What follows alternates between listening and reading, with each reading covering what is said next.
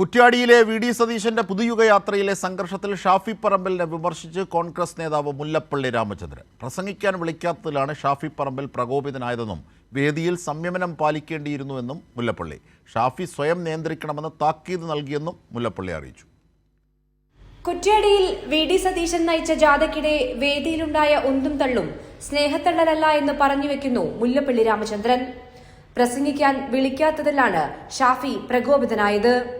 അത്തരം സദസ്സിൽ പ്രകോപനം ഉണ്ടാവാൻ പാടില്ലായിരുന്നുവെന്നും ഷാഫി സംയമനം പാലിക്കണമായിരുന്നുവെന്നും മുല്ലപ്പള്ളി രാമചന്ദ്രൻ പറഞ്ഞു.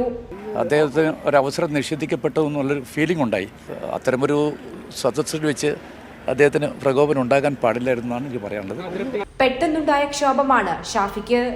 സ്വയം നിയന്ത്രിക്കാൻ താൻ ഷാഫിയെ താക്കീത് ചെയ്തതായും മുല്ലപ്പള്ളി പറഞ്ഞു.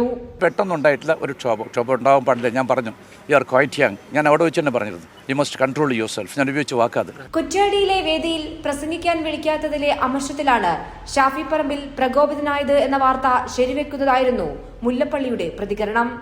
സ്റ്റേജിൽ ആളുകളുടെ കാര്യത്തിൽ നിയന്ത്രണം വേണമായിരുന്നുവെന്നും താൻ വേദിയിൽ വീണിട്ടില്ല എന്നും മുല്ലപ്പള്ളി വ്യക്തമാക്കി.